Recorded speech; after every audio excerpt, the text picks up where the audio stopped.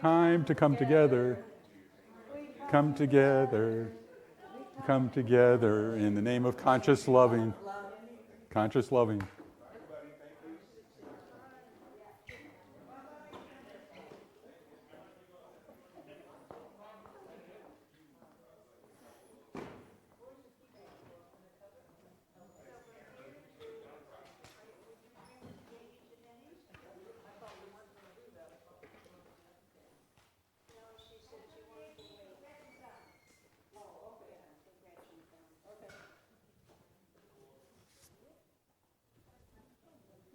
Would you be the runner? If anyone has questions? I think so. All right, are we ready? Put your hand up if you're ready. Rachel's not ready.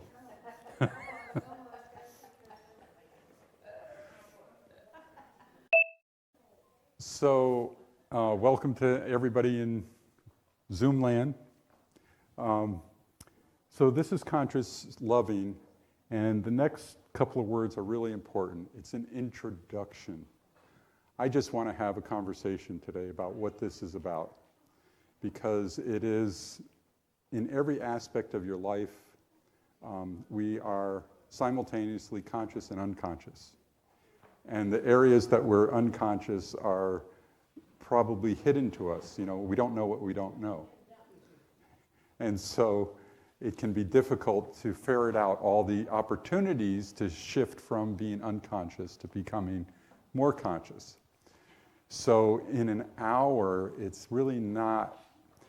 When I told Marjorie I was going to do this was the beginning of, or the end of October, I believe, or maybe the beginning of November. And, you know, I wasn't focusing on this. I was focused on going to Egypt. And so I didn't really think through that, how could I do this in an hour? And so that's why I say I just want to have a conversation about this rather than getting in depth. Hopefully you can pick up a few ideas and decide whether you want to explore it more deeply. So it's a book by Gary Gay and Catherine Hendricks, who wrote The Big Leap. Is anyone familiar with The Big Leap? So that's his more recent book. So I just want to have a conversation about what this is about. So conscious loving is getting conscious about how you want your relationships to be, rather than how they are. If everything is perfect in your relationship, you still need to pay attention, because there are things there that might surprise you. So it's a way to transform codependent relationships into co-committed relationships. So we need a definition here. Codependence is an unconscious conspiracy between two or more people to feel bad and limit each other's potential. It's a conspiracy, unconscious conspiracy. And it says, if I allow you to sleepwalk through your life, then you'll do the same for me. Now, I'm sure nobody here wants to say that that's the nature of my relationship, but it can be very subtle in how it shows up. It can be enabling simple habits that may not be destructive at first, but over time, it can develop into a very limiting situation. And this is important because unconsciously limiting our potential, as I talked about in my talk, it prevents us from leveraging the creative process, from really using the science of mind to create a greater life for ourselves, because it's cluttering our consciousness. Give you an example.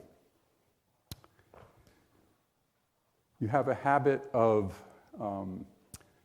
watching a show on Netflix, let's say, and then going through an entire season in one sitting. And your significant other encourages you and maybe says, well, let's watch another episode. Now, there's nothing wrong with that, except there may be an agreement that you are going to clean the kitchen, right? So what happens, the kitchen is not clean, you watch a few hours of a Netflix show, and the kitchen still needs to be cleaned. Whose job is that? So what happens then? Is there any chance that anyone has any resentment or anger or upset? And you're supposed to then either clean the kitchen, leave it for tomorrow morning, or go to bed angry? See, these are the things that it's no one's fault, but together you make an unconscious conspiracy, right, to feel bad and limit each other's experience. That's what I mean about being subtle. So let's see. It's an agreement between people to stay locked in unconscious patterns. Characterized by having entanglements, not having relationships. What do we mean by entanglements? Well, what I just described is an entanglement, isn't it? That I have an expectation of what you're going to do, you have an expectation of what I'm going to do, neither one of us does it, and then we get entangled about blame or anger or whatever it is. Now, this isn't just about people in significant relationships. This can be in our community as well. So we have an expectation that Pam is going to do this, or Marjorie's going to do it, or Janice is going to do it. And it's like, how do you starve a dog? You ask two people to feed it. Oh, I thought you were going to feed the dog. So that'd be an example of an entanglement, right? Of, we didn't intend this, but it still happens. Can you relate to any of this that we're talking about? Because I feel like it's, I don't want it to be one-sided, me just spewing out all this stuff. I'd like to get feedback. So the other part of it is some people, some experts would say that when we have agreements, we need to have a full-bodied yes before we will do anything. And I think that in many relationships, we're not ready for that. I think it may be something that we could evolve to, but I don't know that I've ever had a full-bodied yes when it was time to take the garbage out. I know it's necessary. I know somebody's got to do that. And, we'll have a conversation. Do you want to do the dishes or do you want to take the garbage out? I always vote for the garbage because there are heavier things there. But it's not something I'm just dying to do up until now. I get excited about all the tasks I'm involved in to one degree or another because I can see that unconscious denial that rises up saying, I don't want to. Why do I always have to do it? These habits of thought that just creep in, unbidden. I don't want to behave that way, but it's there. And so what shifts for me? Well, it's a commitment, right? It's not just a commitment to my wife, it's a commitment to myself. That I'm not going to be small-minded anymore. I'm not going to allow those kinds of thoughts to linger. They'll come up. I'm not saying they won't come up, but I'm not going to allow them to linger, and I'm not going to feed them. That's right. I took it out 3 nights in a row. Maybe that's just me. I don't know. So an entanglement is your behavior is determined by someone else's behavior. Does that resonate at all? That you do something because somebody else is doing something. Well, if you do that, then I'm going to do this. See how they like that.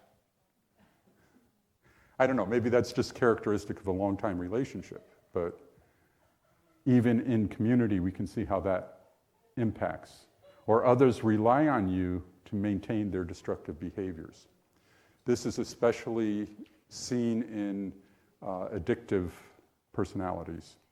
where you have a real codependence, where the person allows the person to be an alcoholic or a drug addict, or watching TV all the time, or binging on the news, or whatever it is. Even those kinds of behaviors can be very destructive over a period of time, and the other person allows it to happen. And maybe even rely on it, because then that gives them leverage, right? It gives them leverage to say, well, you watch TV for 4 hours, and that gives me the right to do what I want to do for 4 hours. So you rely on them to get the freedom that you want. So you can see how this can get really sticky, and that's why it's called codependent. Or you subordinate to others and your true feelings. This is very evident in a lot of relationships between men and women. And I've seen this where women will defer to their husband's opinion or whatever. And coming from Egypt, this is it. I mean, the woman is always subordinating her feelings and behavior to her husband's will. But there are some breakthroughs in that. An Egyptian woman, if she is divorced, or the husband has to pay the dowry, and she gets to keep that money for herself, even after a divorce. If she earns money, that's her money. He can't have it. His job is to provide for the family. So things are changing, but not enough. Codependence is an addiction to control and approval. That can be a hard one for a lot of people. Because, if you want to get something done, what's the rest of the sentence? You got to do it yourself. I guess the rest, if you want to get something done right, you got to do it yourself, right?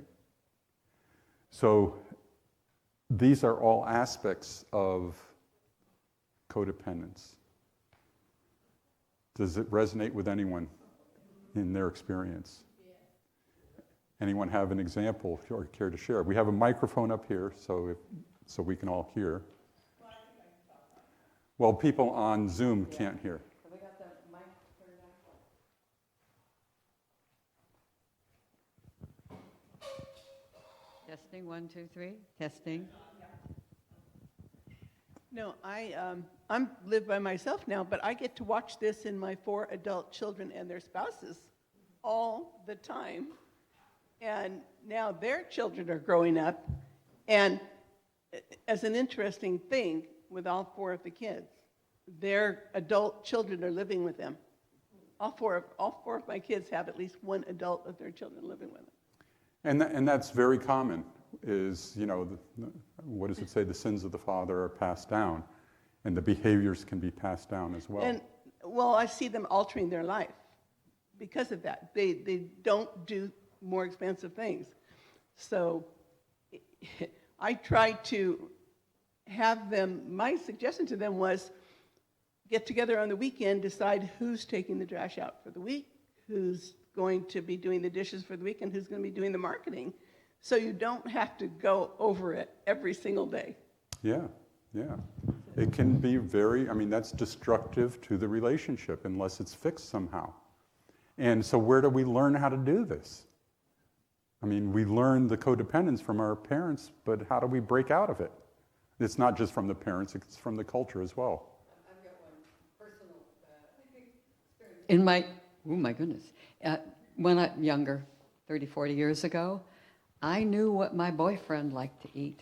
I honestly really didn't know what I liked to eat.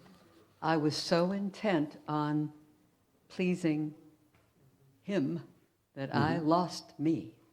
Yeah. It happens. And it happens too often. So an addiction to control is also centering your life and seeking approval, as you were saying, Marjorie, or avoiding disapproval, right? So we just play small to avoid upsetting anyone. Yes. Pam. You know me the way I am now. This is really me. And for many, many, many years, I was told by people that I thought really cared about me in my extended family, you're just showing off. You're just trying to get attention. And it took me a long time to realize, no, this is just who me is. This is just who I am. I just do this because my joy comes from it. My life is expressing joy. If I don't feel like it, I don't. But usually I do. And it caused a lot of pain in my life because I was trying to play small. And I'm not, I'm just 9. Yes, thank you, Pam. You know, I just love to hear the voices of women that are standing up and finding their voice, you know, and it's been more powerful in the last 10 years than ever before. And it's really a relief, and as a man, I'm not threatened by it, I'm empowered by it. I feel better about myself because women are becoming freer to express themselves. It's a huge thing. And for my, you know, parents' generation, it's just such a huge change in a generation. Because, I mean, my mother didn't mince words and she was not shy about expressing herself, but she still played the role of the housekeeper, you know, because it was expected. And it was hard to break out of that role. You know, when you have 4 kids or 5 kids and just trying to keep the household together. So some things are lost and a lot of things are gained by this shift in the culture. And this is the bottom line, is it obscures our spiritual essence. So your children, your adult children, are not realizing their full potential of what they can accomplish because this codependence is just holding them back, playing small, keeping their hearts closed. In order to express our spiritual essence, our hearts have to be open. And the other part of that is the spiritual bypass element of this. You know, I'm in a relationship and everything's just fine. We get along. Well, you can settle for getting along, but there's a lot more that can happen than just getting along. And I'm not saying in my relationship things are perfect. I always find there are areas that, wow, that really was an unconscious behavior or an unconscious thing that you said. And so it really wakes us up. All we need is the willingness to look at how we can have a more vibrant life. All right. So what is co-commitment? This is the other side of the coin. It's an agreement to become more conscious. It's an agreement. What does an agreement mean? Well, I'll be more conscious if you're more conscious. That could be an agreement, right? So one of the pieces of determining what co-commitment means is really fleshing out all the terms. Because I can have an assumption about what co-commitment is or what being more conscious is, and it might be different than what you think being more conscious is. So that's part of the discussion is, what do we mean? What are the terms here? How do we define them? Co-committed relationship is one in which 2 or more people support each other in being whole, complete individuals. Well, what does support mean? What is a whole, complete individual? We might have a difference in definition there. So that's another opportunity to go deeper is, what is my expectation in community about how the board should be with one another in being whole and complete, right? This is something that we're beginning to learn in our chrysalis group, in our care group. And these are great guidelines that probably should be brought into the care group about how to be together. Each person takes 100% responsibility for his or her life and the results that each creates. So that's an easy thing to say. Do we all take 100% responsibility for what's going on in our lives? I don't. I tried to, but there are times that, why do I have to take the garbage out again? Or whatever it is, it's that part that holds back, that withholds, or projects that something else this is not mine to do, or this shouldn't have happened, right?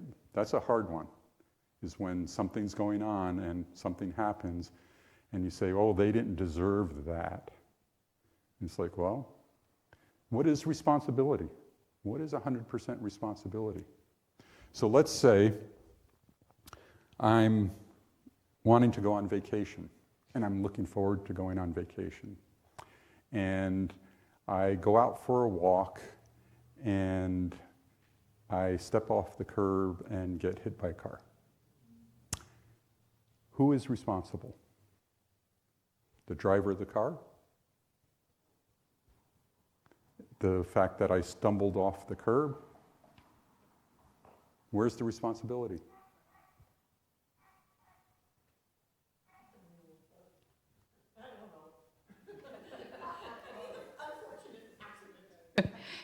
Or is it shared? Well, certainly their stuff is their stuff. Right. But who decided to go out for a walk?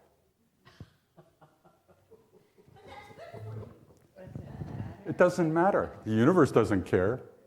It isn't so much what happens to you, it's how do you respond. That's what responsibility is I could get all angry about having a cast on my leg, right?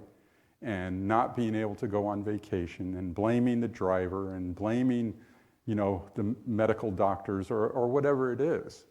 And that feels good, that feels natural, that feels human. But the ultimate responsibility is I'm the one that decided to go for a walk. And everything that we do has a risk. But I'm willing to say yes, because when we come from that place of deciding, is there a possibility that we can move into forgiveness? Because if we're a victim, forgiveness is a road too far. So as we move into accepting responsibility, we can access that spiritual essence. As I said, these are hard lessons to learn, and every situation can seem so different, right? There's no victims when each are willing to acknowledge that they are first cause to their experience. Isn't that what we say? We're first cause to our experience. So how can I be a victim? Marjorie? A little story. I decided, well, I've been thinking about buying a Prius Prime that gets to be plugged in. And I kept putting it off, because I wanted to have more miles than 25. And then I finally decided this year to buy it. And when I got in there, they were raising their prices. I was so pissed.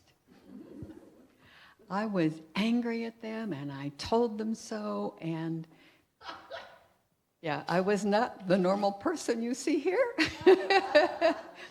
And and then I decided to buy it anyway. I just gotten so far, I said, I'm just going to do it, and I did eventually go back and apologize to the person who I'd not been as kind to as I would like to think myself to be, but it was, I didn't like what was happening. That's right. And so how would I respond to Marjorie? Stop being a victim. Is that appropriate? No. So this is part of the difficulty, is there's no victims when each are willing to acknowledge that they take full responsibility and are first cause to their experience. But how do you change the language when you see your beloved or someone in your community being a victim? So it's not only recognizing that these things exist in a co-committed relationship, it's how do you talk about them when they're not happening? So there's a whole language that we need to learn as well. But the first step is becoming aware. Becoming aware that, hey, wait, I'm not a victim here. It sure feels like it. But I made the choice. But you made the choice. So When does unconscious loving begin? Well, very often it's, with our parents, we can see patterns in their life that are imprinted on us, and so we learn this is how we're supposed to behave. So an example is you get close, your feelings and old patterns emerge. Now, we've all are of an age where we've been in various relationships, and have we recognized that there are patterns that trigger us?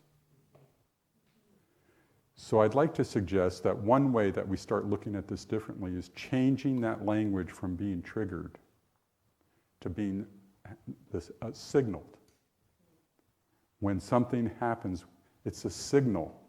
Like in the movies where they light the bonfire on the top of the hill to tell the next town, and they light the bonfire, and you can see its progression of bonfires. Those are signals. And to me, that's the universe telling you, this is a signal that's leading you to your spiritual essence, rather than being triggered, because when I'm triggered, I'm a victim again. You see the difference there? I'm not a victim.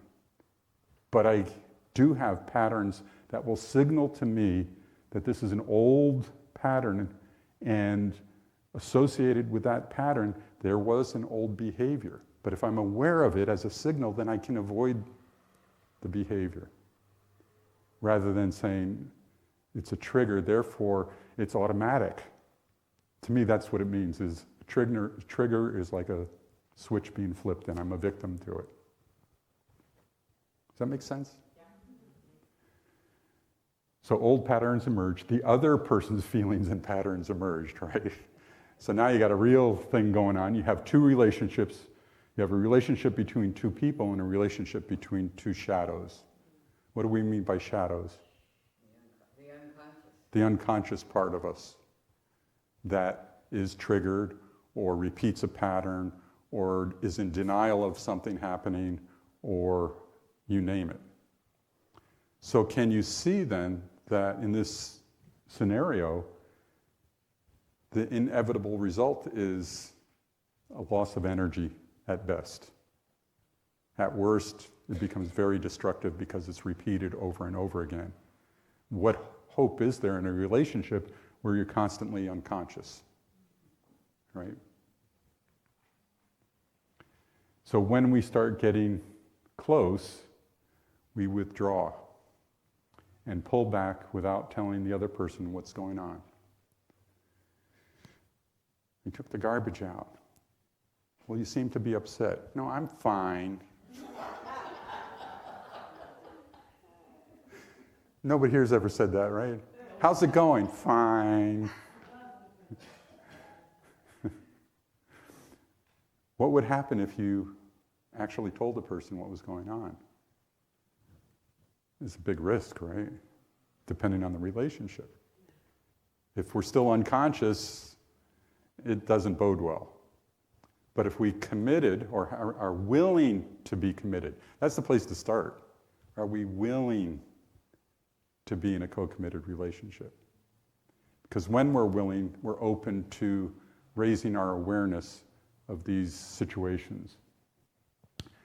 But typically, the destructive part is we manufacture that something is wrong with the other person or the relationship. Have we ever done that before or seen that?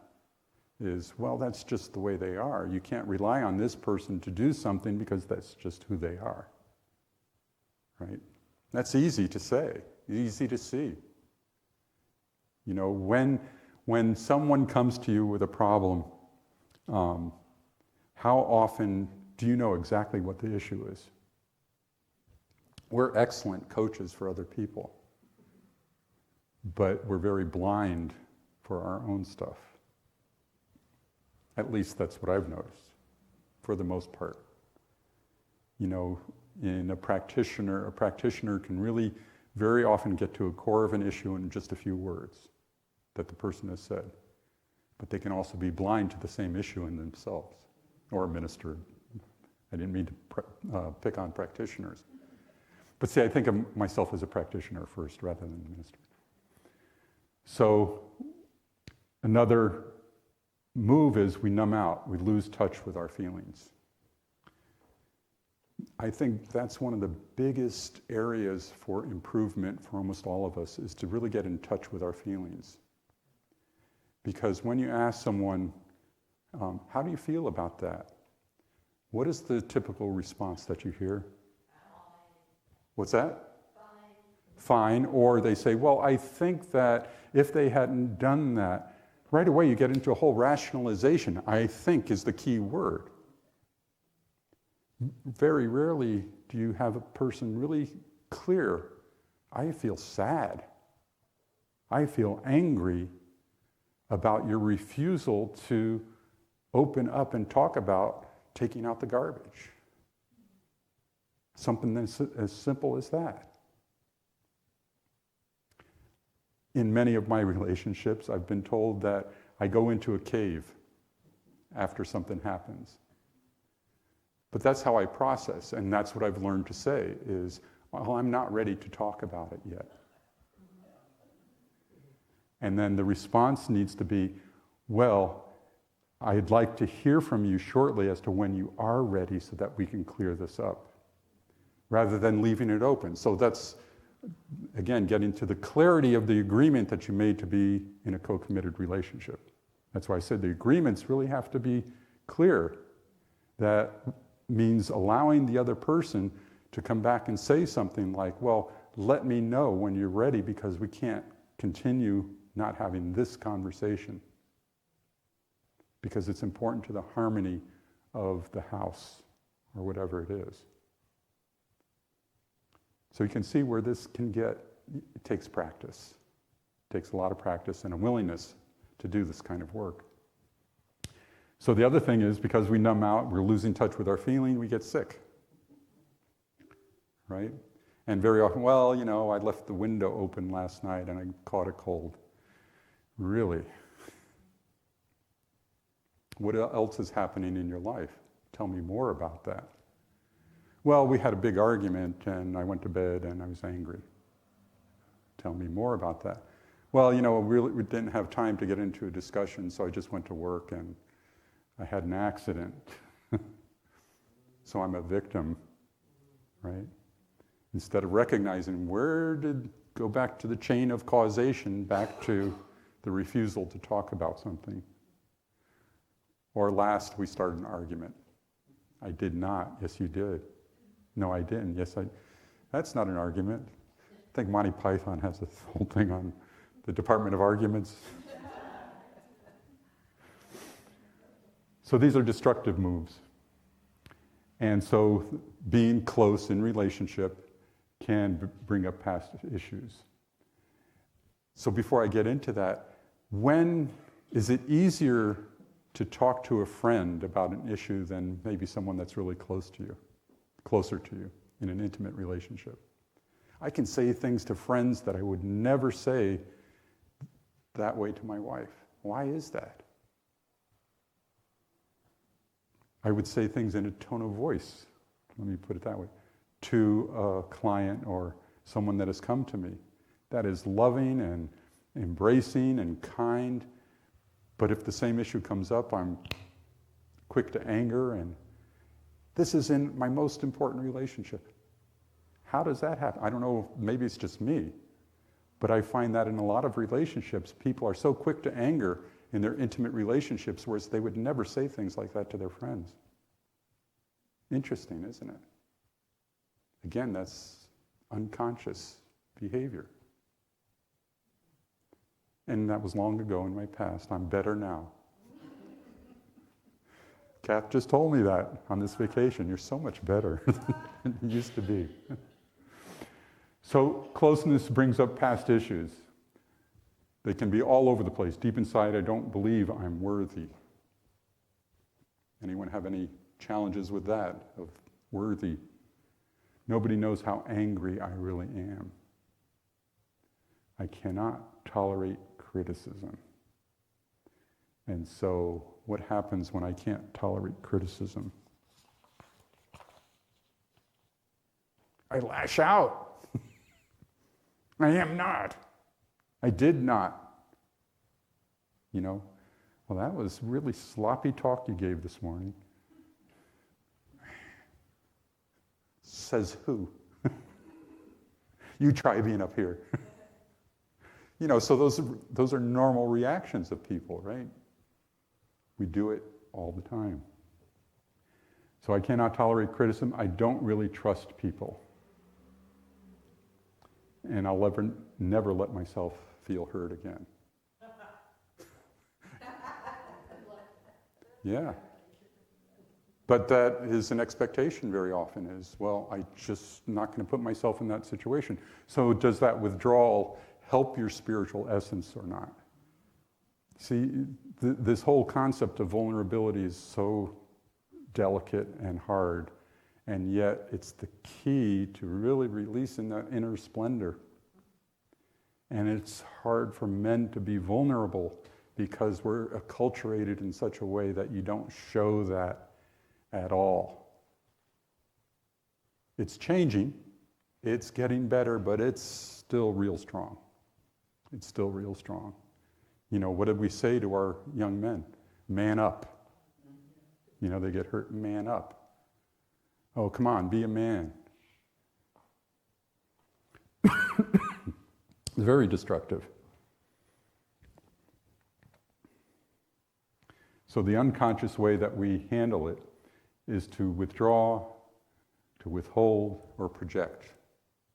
They're just acting out. It's their problem, right? That's projection. And the outcome of that is blame, numbness, numbing out, power struggles, illness, and accidents all across the board. So unconscious loving projection is to attribute to other people things that are actually issues of your own, right?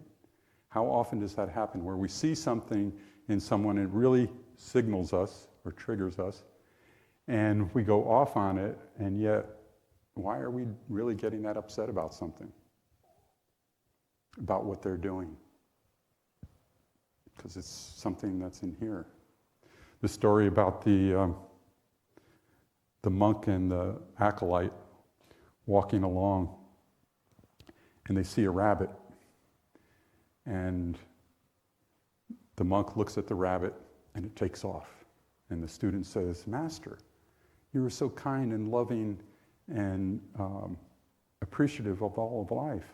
I can't believe that the rabbit would take off after looking at you." He says, "Well, he knows that I would kill it." And the student says, "But how is that possible?" He says, "It's in my nature.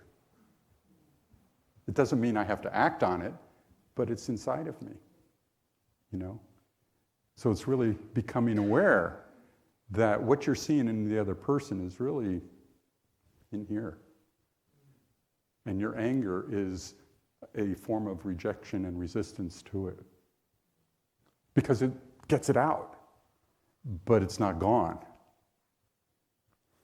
You know, there's a great book called The Four Pivots. And one of the key pivots is changing our perception from a lens to a mirror. What that means is we watch the news, right? And with a lens, and someone then asks us about whatever we're watching, and we can go through 17 different arguments about what it is because our lens is so clearly focused on what's happening. What happens if what we're looking at, we turn around and have a mirror and look at why am I reacting that way? You know, when we look at what is happening in Ukraine, is there culpability for anything that the United States has done there? Can we really put a mirror up to that and say, what part have we played in this extremely complicated disaster? Do we have the willingness to turn that lens around into a mirror for whatever's happening in our life? That's how we go deeper. So the next piece is the lasso principle. We attract people to us that allow us to work out what we need to heal. You're laughing, Marjorie. Have we ever seen that we attract people into our life, whether it's an intimate relationship or in the life of the community? I know in Florida, there was a woman that was constantly in my face about anything. She didn't need a particular reason. She was just there all the time. And there was so much resistance, I actually had our board say that if you find her in a conversation with me, please come over and interrupt the conversation. Because there are a lot of things going on Sunday. I don't want to be locked in the conversation with just one person, but she was also chronically this way. And so there was a lot of resistance on my part to being in conversation with her. I once she wanted to go out to lunch, and I went out to lunch with her, and I looked at my watch, and she talked for 20 minutes, nonstop. And so I asked her, "Are you done now?" I said, "You talked for 20 minutes. Why do you need, are you really interested in me or just have to have?" So anyway, this went on until I finally recognized that what I was doing is putting up a wall. I was putting up a lot of resistance. And as soon as I recognized that, it went away. It wasn't a problem. It was a problem for a lot of other people in the congregation, but not for me anymore. But this is how things happen, right? Is we put up the resistance rather than recognizing our part in the dance of codependence. Is I was allowing her and empowering her to do all of this. It wasn't her fault, it's just who she is. Interesting, huh? So we attract people that allow us to work out what we need to heal. And it's largely unconscious. And it's the opportunity to use powers of manifestation to get what you consciously choose. So there's a story that I wanted to tell, but it's too long. We're at 1:15. Maybe I'll try it, if that's okay with you.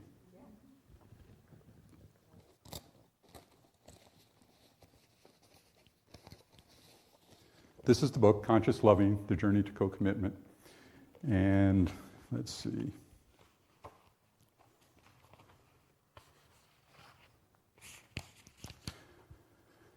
Okay. Ron and Barbara came into counseling with their relationship on its last legs. They had been married for 20 years and struggling for nearly all that time. When we tracked down their problems to the source moment, we found that it had started with an instance of withholding. On their first date, Barbara had felt uncomfortable with Ron's drinking pattern. Specifically, after 2 drinks, Ron was the most charming fellow she had ever met. But as he made his way through his 3rd drink, she saw parts of him begin to emerge that she didn't like. He became slightly paranoid, thinking that a man across the room was flirting with her. He also began talking of all the people who had wronged him and how he might someday get revenge on them.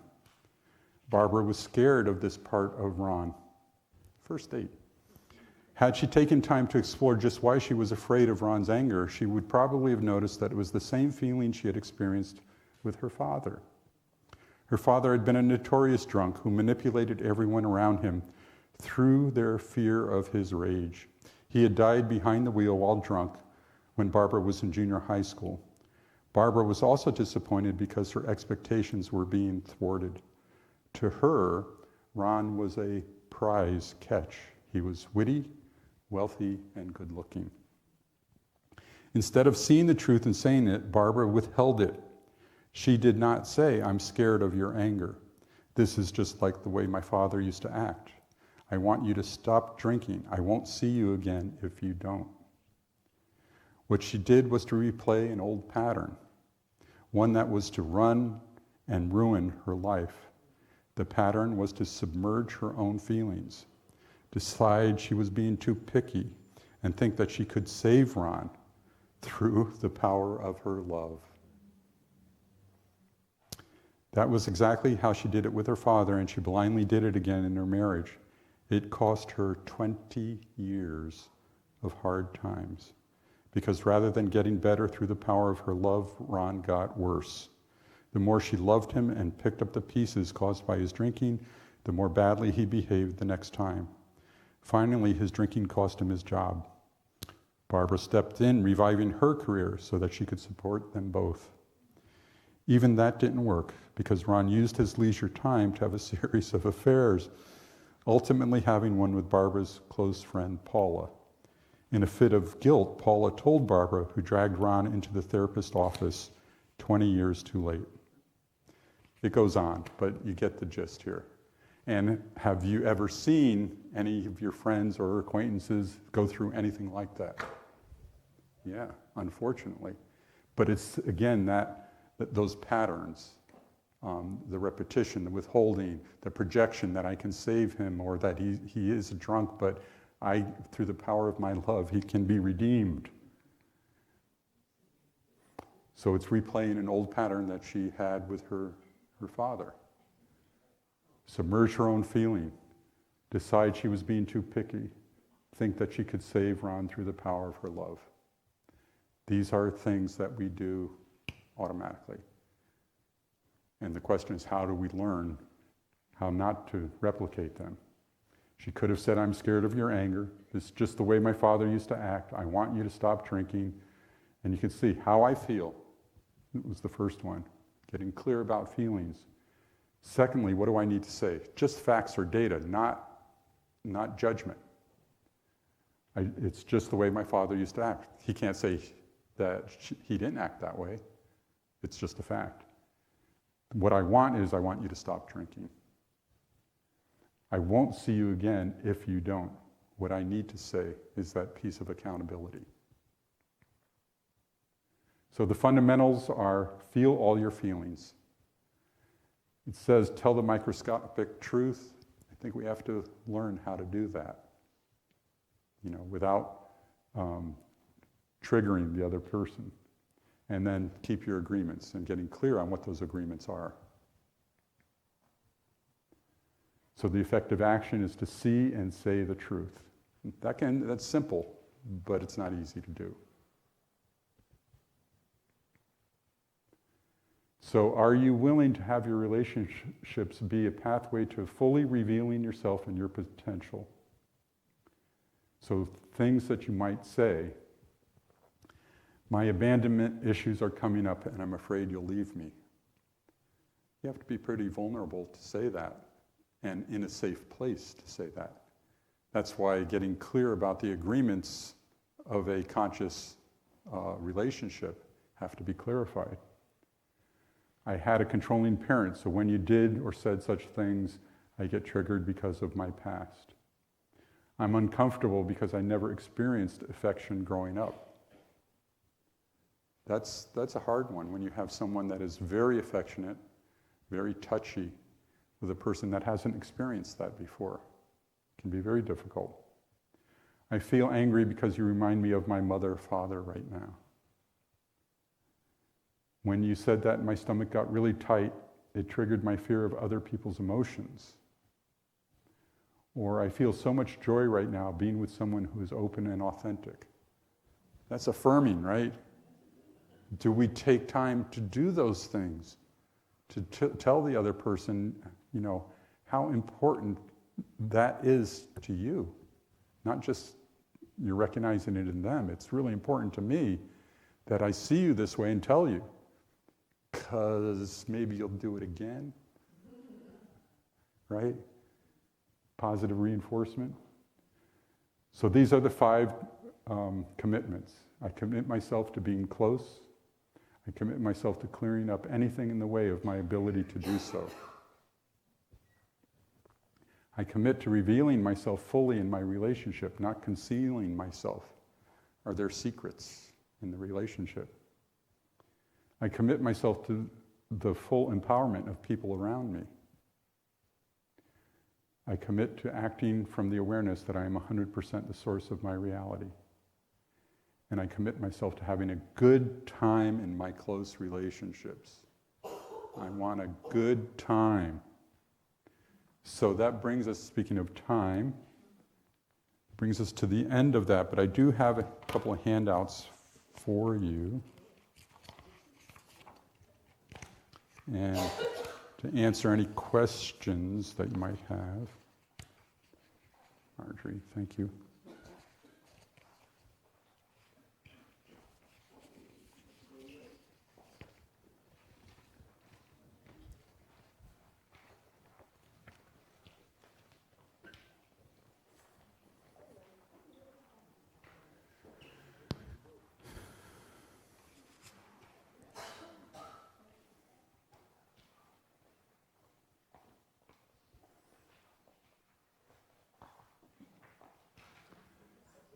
So on the first page, yes, you have a question? Okay. On the first page, you have codependent versus co-committed relationships.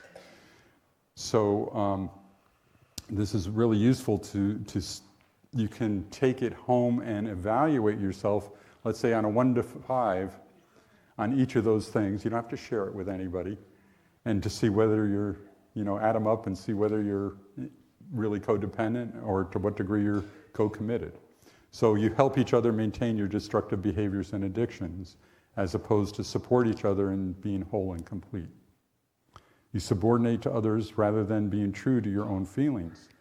Now, that statement is that 100% I subordinate to others. So there's degrees of nuance.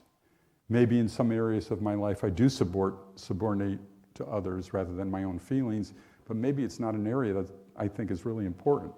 But it might be important to really clarify with the other person to whether they think it's important, right? Oh, I'd rather hear about your feelings about taking out the garbage rather than you not sharing those feelings, right?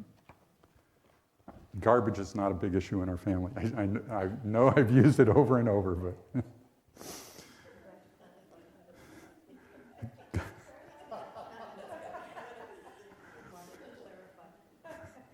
Well, there is significant garbage, but I'm working on it, and it's all up here.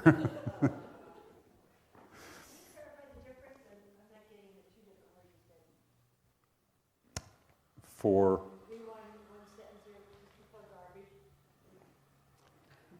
I don't know what I said. You're saying you want to do this rather than that. So the issue, I guess I was saying that garbage is not an important issue in the relationship. It has other meanings, right? It has other meanings, and that's why I pointed to my head. It is a significant issue in my head, and I'm working on that. It's like Reverend Sunshine said, cleaning out the dust bunnies and getting a practitioner to do the housekeeping, help you with the housekeeping to clear it out. So I have, 2 ministers that are my prayer partners because I need all the help I can get, and I'll share different things with different ministers, but it's always having a safe place where you can talk about those things in relationship. So anyway, you can go down through the list and see the difference between codependence and co-commitment. The next page is the requirements that we talked about for co-committed relationships. Feel all your feelings. Well, that can take a lot of work to determine what your feelings actually are.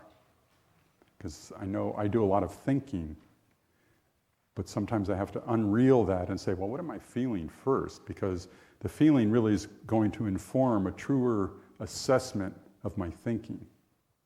If I can really get clear that I'm angry about, an issue, rather than just thinking how to solve the issue. Because if I'm coming from a place of anger, I'm not really clear, so I want to clear the decks of that feeling and allow Spirit to really inform me about what is mine to do. You see how the feelings can get in the way if we're not clear about them. Tell the microscopic truth. So what does that mean?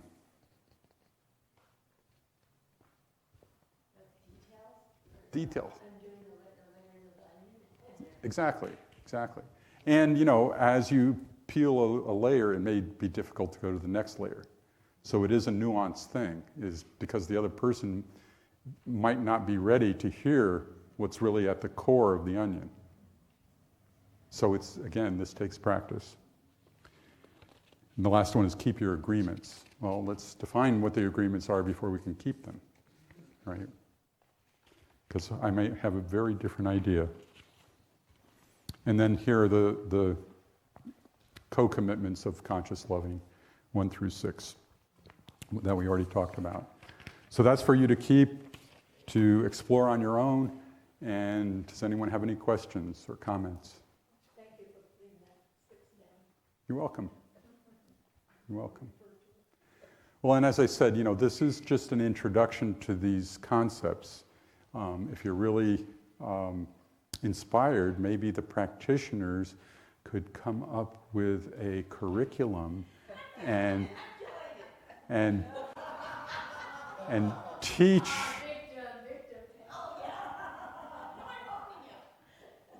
Well, it can happen the first quarter of next year. It's not a suggestion to do it right now, although it might help us in terms of navigating what we're going to be going through. So, well, thank you for your attention today. I really enjoyed